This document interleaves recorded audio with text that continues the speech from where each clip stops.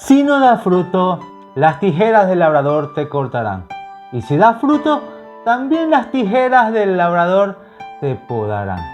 Hola mi hermano, ¿cómo estás? Bienvenido a la reflexión del Evangelio número 5 de este tiempo de Pascua. Vamos a proclamar la palabra del Señor a través del Santo Evangelio según San Juan capítulo 15. Yo soy la vid y ustedes son los sarmientos, dice el Señor. Es muy importante para las personas que quizás en el tema de agronomía no conocen estos términos.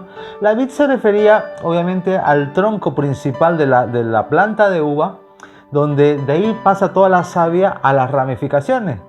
Entonces las ramificaciones somos nosotros. La vid es Jesucristo, dice, y de la cual todas las ramificaciones o los sarmientos son los que en realidad es donde se producen los frutos de la uva.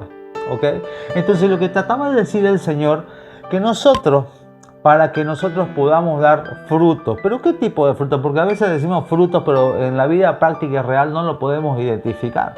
Los frutos que damos nosotros, por supuesto que están dados a la obra de la santificación, obras de santidad en tu vida. Pero no ese concepto de santidad que a veces tenemos nosotros arraizado, una vida intachable, perfecta, sin ninguna mancha, sino la vida en santidad se basa en hacer las obras de Dios, el bien que conviene a toda la humanidad.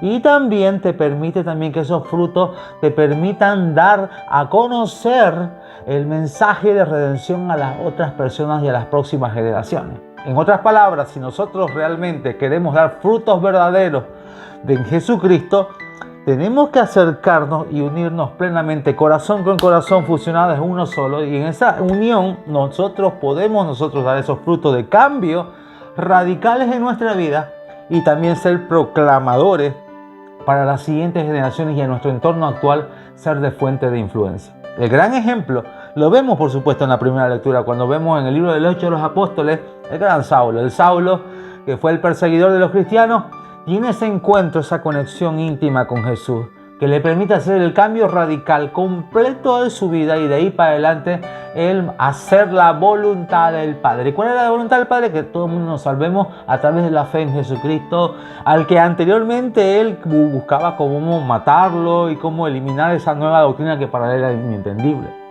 Entonces, tenemos que entender y tenemos que hacer una meditación propia, realmente. Los cultos, los grupos, las acciones eucarísticas y todas las acciones que nosotros participamos dentro de nuestra iglesia realmente producen o hacen producir interiormente los frutos de santidad, pero sobre todo los frutos que puedan ser dados para el bien de mi entorno, de mi círculo de influencia. Es la pregunta que tenemos que hacerlo. Por eso cuando Juan en la segunda lectura escribía su primera carta, hacía alusión que nosotros, el amor que hemos recibido de Dios no solamente se va a quedar en que hablemos y sean palabras o buenas intenciones, buenos sentimientos.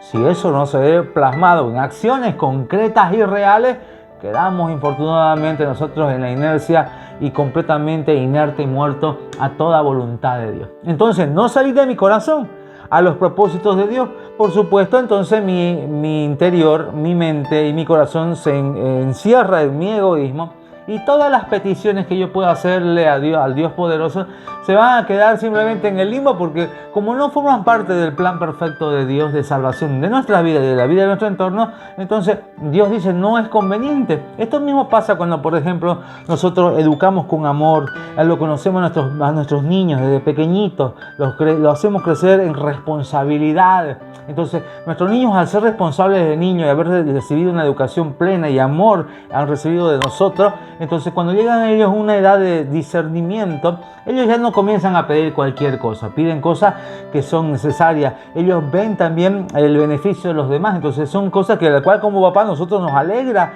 complacerlo en lo que nos pide porque sabemos la responsabilidad y cómo alinear su corazón a los intereses de un crecimiento de la cual los papás le queremos dar. Pero si a un niñito completamente le damos todo lo que pide, estamos creando un niñito ingreído. Entonces su corazón no se alinea a los planes perfectos de Dios. Entonces, a los planes que la cual nosotros también queremos darles como padres, entonces ellos nos van a pedir cualquier cosa. Entonces nosotros vamos a estar continuamente, no te conviene. Entonces por eso Dios trabaja así con nosotros. tenemos que mostrar nosotros que verdaderamente nosotros estamos unidos con Él, y sobre todo en la oración, pero esa oración genuina que te permite tener un lazo de amistad con Él, elevar nuestro corazón a su corazón para poder captar sus verdaderos propósitos. Entonces nuestro corazón, como que decimos, nuestros patitos se alinean perfectamente, y de la cual cuando nosotros colaboramos con plena confianza, lo hacemos pidiendo, pero sobre todo para la conversión de nuestro entorno, para que el mundo pueda ser transformado y cambiado a través de nuestras acciones. Entonces lo que pido, Dios me lo concede, porque sabe que yo soy un instrumento de salvación para muchas personas, que no se basa en mi egoísmo personal, no se basa en mis necesidades propias, sino que se basa íntegramente como buen mayordomo de esa conexión y esa relación de amistad que tengo con Él, para poder distribuir su amor, su gracia en acciones físicas y tangibles a las demás personas. Entonces tú quieres que seas de influencia, pero no esa influencia que nos imiten a nosotros, hablen como nosotros y sean como nosotros, sino esa influencia que es una fuerza imperceptible, que en algún momento ya se hace tangible con cambio tangible y completamente continuo, de la cual nosotros estamos llamados a ser influencia, de cuáles las virtudes de Jesús. Esas virtudes que hoy nos llama para, primeramente, ustedes, en el momento que ustedes se alejen de mí, ustedes dejan de ser esa influencia, no dejan mostrar mis rostros, no comienzan a dar los frutos de santidad, no comienzan a dar frutos para que la demás gente se pueda alimentar.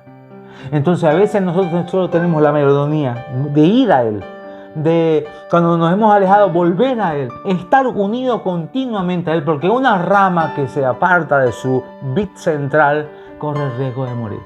Ahora, otro punto muy importante, a veces nosotros al amor, cuando nos encontramos con el Señor, comenzamos a dar fruto, tenemos que entender que la poda forma parte de este caminar. La poda a veces toca que te quiten cosas que para ti son muy importantes, te cortan esas pequeñas idolatrías que tenemos, que a veces le estorban también para que Dios te pueda utilizar de manera continua y los frutos que puedas dar sean abundantes.